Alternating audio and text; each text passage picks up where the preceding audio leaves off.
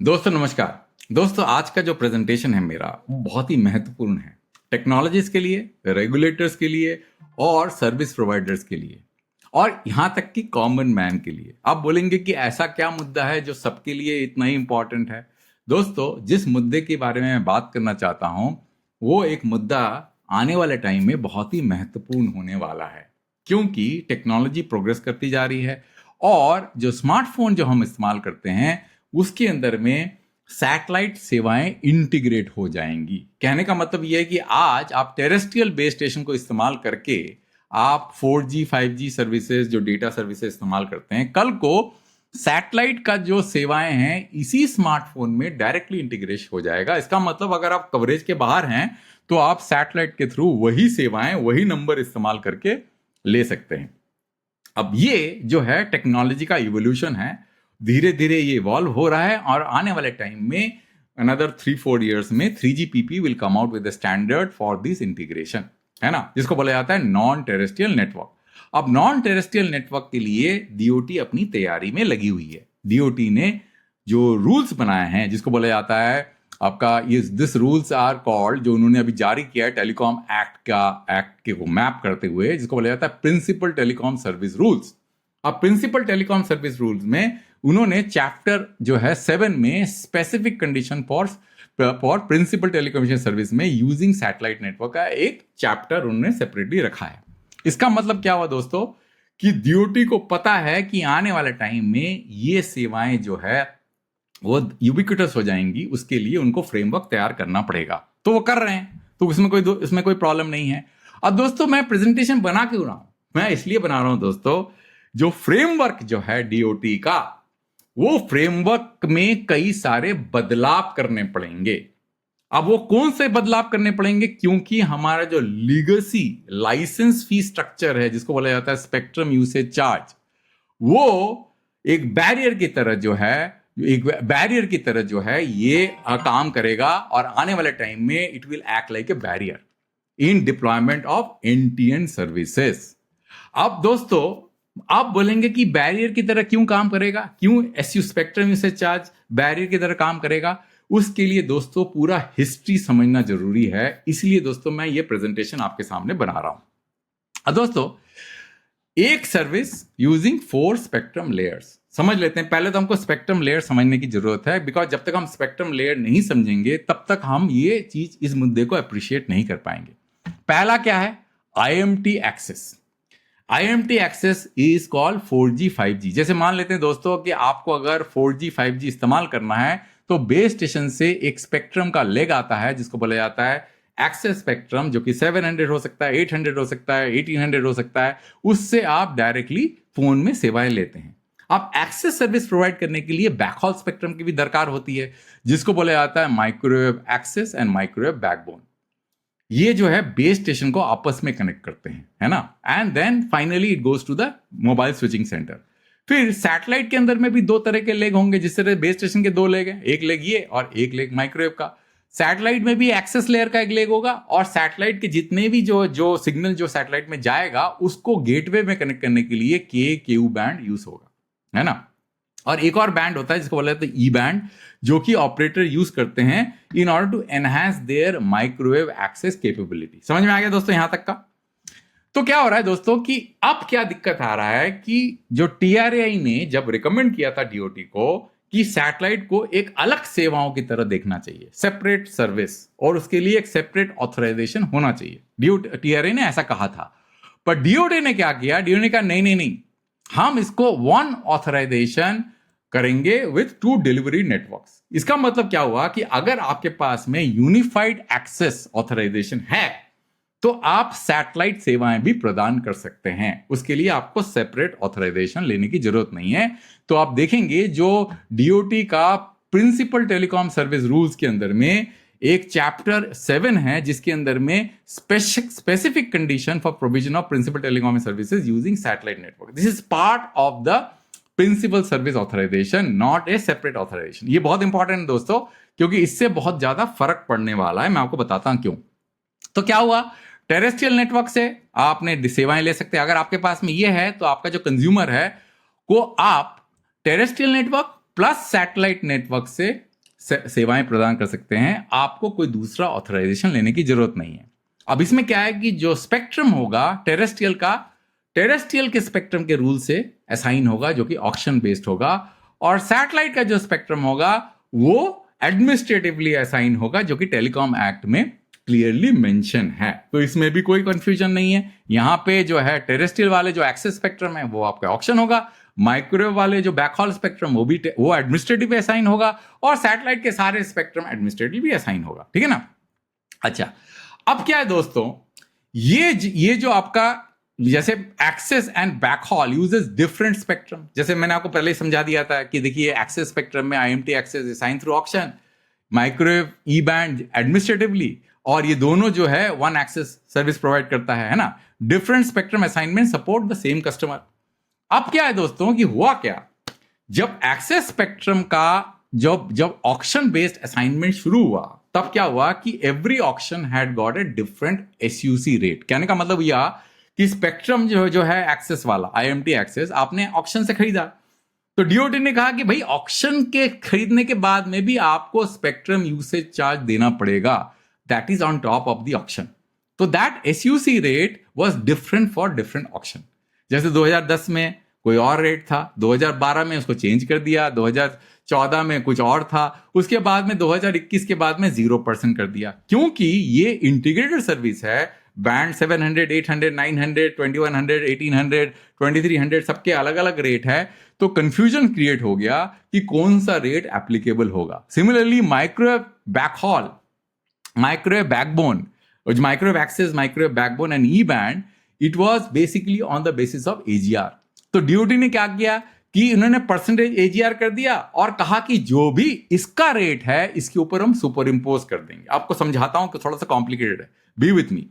पहले तो हम समझ लेते हैं कि ये जो माइक्रोवेव एक्सेस वाला जो रेट है डीओटी ने इसको इंटीग्रेट कैसे किया, क्योंकि हर अलग अलग रेट है अलग अलग ऑक्शन में। जैसे मान लीजिए 2010 में अलग एसयूसी है, 2014 में अलग है, 2016 में अलग है, उसके बाद 2022 से मैंने बताया 0% हो गया। उन्होंने क्या किया कि सारे स्पेक्ट्रम को जोड़ के उन्होंने एक एजीआर बनाया with a formula call weighted average formula.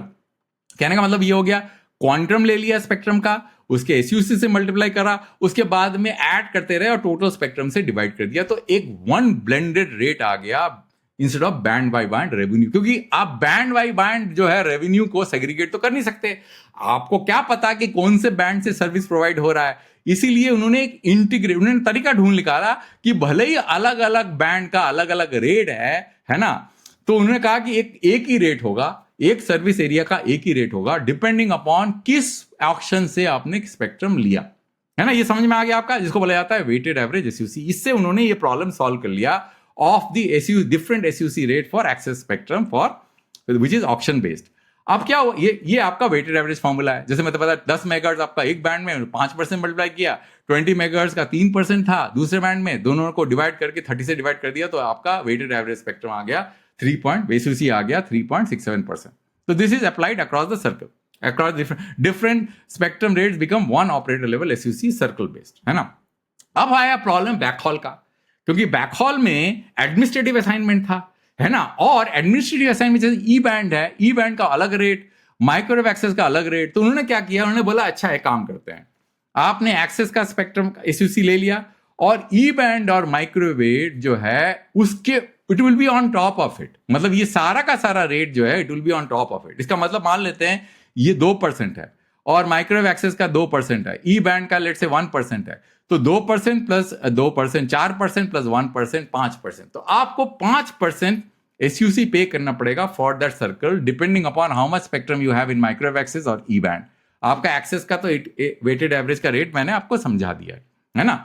तो बैकहॉल चार्जेस जो है एडिशनल है even when the charging methods are different, क्योंकि आप इसको एग्रीगेट नहीं कर सकते वेटेड एवरेज में।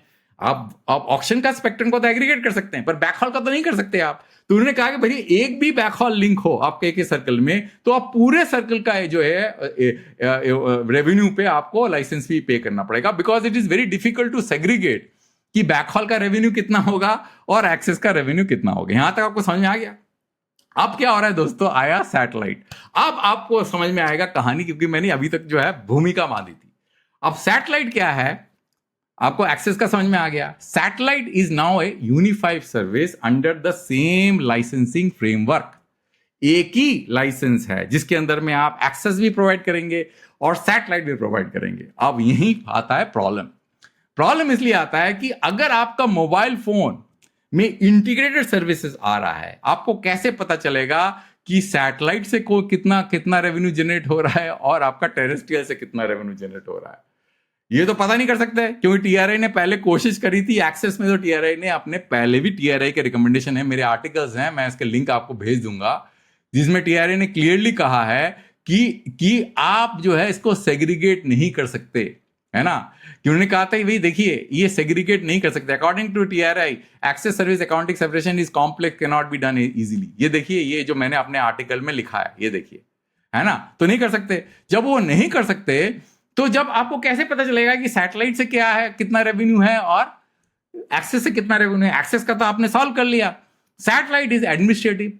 आप एडमिनिस्ट्रेटिव में जो आपके सैटेलाइट का जो एक्सेस स्पेक्ट्रम होगा उसके कुछ और रेट होंगे, बैकहॉल के कुछ और रेट होंगे, because satellite spectrum is similar to the access spectrum. उसमें भी एक्सेस होगा, उसमें भी बैकहॉल होगा।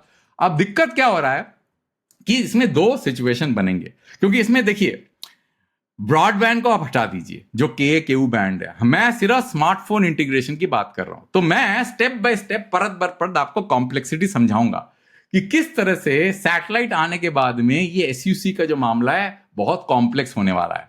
तो पहला केस ले लेते हैं, आईएमटी बेस्ड एनटीएन। कहने का मतलब यह है कि इसमें आपको कोई अलग स्पेक्ट्रम बैंड लेने की नहीं है, क्योंकि देखिए सैटेलाइट जो है स्मार्टफोन के अंदर में दो तरह से सर्विस प्रोवाइड कर सकती है। एक तो ऑपरेटर का एग्जिस्टिंग स्पेक्ट्रम ले ले, जैसे 700 मेगाहर्ट्ज हो गया, 900 मेगाहर्ट्ज हो गया, 1800 मेगाहर्ट्ज हो गया, 2100 मेगाहर्ट्ज हो गया। हाई फ्रीक्वेंसी यूज नहीं हो सकता, टीडीडी बैंड यूज नहीं हो सकता, बिकॉज टेक्निकली वो पॉसिबल नहीं है, उसमें मैं जाऊंगा नहीं।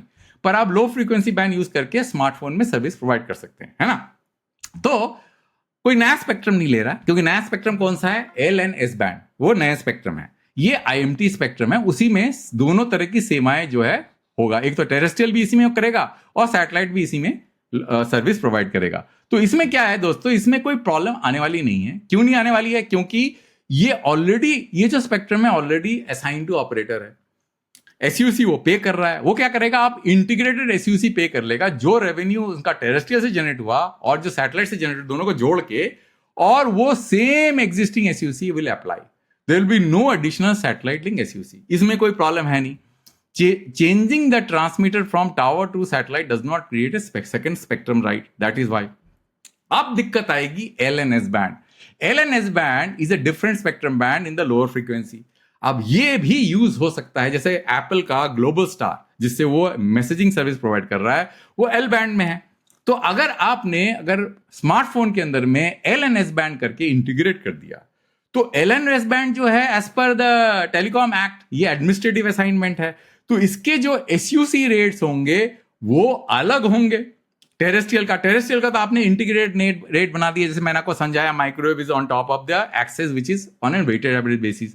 अब सैटेलाइट का अगर SUC एक्सेस का अलग हो गया, बैकहॉल का अलग हो गया, तो वो कैसे जोड़ेंगे to create an integrated SUC? क्योंकि आप ये तो बता नहीं सकते, जैसे मैंने आपको बताया था टीआरआई ने क्या कहा। टीआरआई ने कहा कि रेवेन्यू जो है, ये टीआरआई मेरे जो आर्टिकल में मैं मेंशन किया था कि according to TRAI access services accounting separation is complex, can not be done. अगर आप सैटेलाइट सर्विसेज यूज कर रहे हैं as an integrated manner, right, तो नहीं कर सकते। तो आपको पता नहीं होगा कि 1 रुपीज है सैटेलाइट का रेवेन्यू, 10 रुपये है, 100 रुपए, और आर्बिट्राज का भी पॉसिबिलिटी है। तो क्योंकि आप इंटीग्रेट नहीं कर सकते, तो क्या होगा, तो प्रॉब्लम क्या हो जाएगी, कौन सा रेट एप्लीकेबल होगा?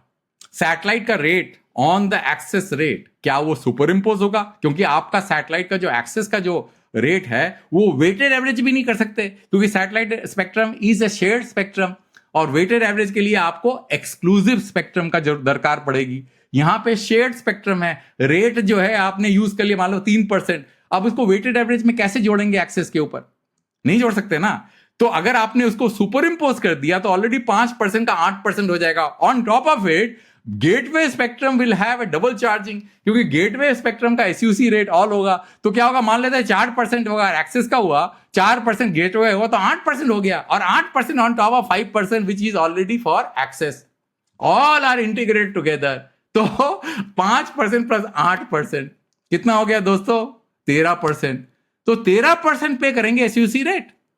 तो आप क्या कर सकते हैं इसमें, क्योंकि administrative assignment, everybody shouting on the top of the voice कि एसयूसी होना चाहिए सैटेलाइट का। तो अगर एसयूसी होगा सैटेलाइट का, तो आप ये प्रॉब्लम कैसे रिजॉल्व करेंगे? अब वीएनओ क्या होगा? वीएनओ विल इनहेरेंट द पेरेंट्स एसयूसी, उसमें कोई दिक्कत नहीं है। जो अगर आपने पेरेंट का प्रॉब्लम सॉल्व कर लिया, तो वीएनओ का भी प्रॉब्लम सॉल्व हो जाएगा, है ना। अब क्या हो रहा है? एससीएन, एक और एंगल आ गया। एससीएन, एससीएन में भी दो मॉडल हो गए। एक मॉडल हो गया कि भैया it holds the IMT spectrum, एक मॉडल हो गया एमएसएस बैंड। तो अगर एससीएन के साथ में भी वही दिक्कतें आने वाली है जो कि एक्सेस प्रोवाइडर के साथ आने वाली है, but with lesser degree, right. But वहां पे भी गेटवे स्पेक्ट्रम होगा, वहां पे भी आपका जो है एक्सेस स्पेक्ट्रम होगा। तो दोनों को जोड़ेंगे कैसे?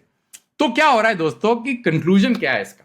कंक्लूजन यह है कि ये जो प्रॉब्लम है सैटेलाइट और टेरेस्ट्रियल का जो इंटीग्रेशन है under the same licensing framework will create a perpetual problem where if the SUC rate बहुत ज्यादा होगा on satellite access and backhaul link, the regulator will find it very difficult to integrate that with the access spectrum. And then on top of it, access services are what? Circle based. Satellite is nationwide. तो आप satellite का जो एसयूसी है उसको कैसे integrate करेंगे 22 circles के different SUC rate के ऊपर में? आप मुझे बताइए। तो सोल्यूशन क्या है? सोल्यूशन जो है, जो मैं बहुत दिनों से कह रहा हूं, मैंने पहले से भी ये बोला था कि इंडिया का जो टेलीकॉम का जो प्रॉब्लम्स आ रही हैं, टेक्नोलॉजी इंटीग्रेशन का जो प्रॉब्लम आ रही है, जो आपका जो कंपटीशन का प्रॉब्लम आ रही है, शेयरिंग ऑफ रिसोर्सेज की प्रॉब्लम आ रही है, the main reason is spectrum usage charge and AGR based licence fee. तो आइडियली आपको एजीआर लिंक एसयूसी को जीरो करना पड़ेगा, खत्म करना पड़ेगा in order to prevent this complication. Practical interim क्या होगा कि very low nationwide satellite rate, may be 0.5%, 0.25%, जिससे कि ये प्रॉब्लम आए ही ना, क्योंकि आप रेवेन्यू सेग्रीगेशन कर नहीं सकते, है ना। और गेटवे और एक्सेस स्पेक्ट्रम का चार्ज सिर्फ एक बार होना चाहिए, ये नहीं कि गेटवे भी ले लिया और एक्सेस भी लिया का डबल चार्ज हो गया। और क्लीनर ऑल्टरनेटिव है कि आप दोनों बिजनेसेस को सेपरेट कर दीजिए, सैटेलाइट को सेपरेट कर दीजिए, टेरेस्ट्रियल को सेपरेट कर दीजिए। भले इंटीग्रेशन हो रहा है, integration will happen at the business level. तो अगर बिजनेस लेवल जैसे वीएनओ का है, जो पास थ्रू कर दिए और उनको बोलिए अलग एसयूसी पे करे, और ये जो अपना टेरेस्ट्रियल वाले अलग एसयूसी पे करे, और जो पास थ्रू है वो नेट आउट हो जाए from the point of view revenue calculation. So अगर ऐसा करेंगे आप, तभी ये जो कॉम्प्लेक्स एसयूसी का जो फ्रेमवर्क है जो हमने क्रिएट किया है, वो काफी हद तक मैनेजेबल होगा। इसका मतलब जो डीओटी का जो विजन है, ये दोनों बिजनेसेस को इंटीग्रेट करना under the principal telecom service rule using a specific condition, वो प्रॉब्लम को बढ़ाएगा, कम नहीं करेगा, बढ़ाएगा। क्यों बढ़ाएगा? क्योंकि मैंने आपको ऑलरेडी समझा दिया है, दो बिजनेसेस अलग अलग होंगे, तो वीएनओ की तरह आप पास थ्रू में नेट आउट करके दोनों को बोल सकते हैं आप अपना अलग एसयूसी पे करिए, आप अपना अलग एसयूसी पे करिए। आपको समझ में आ गया कि प्रॉब्लम कितना कॉम्प्लेक्स है, कितना डिफिकल्ट है? अंत तक वीडियो देखने के लिए बहुत धन्यवाद दोस्तों।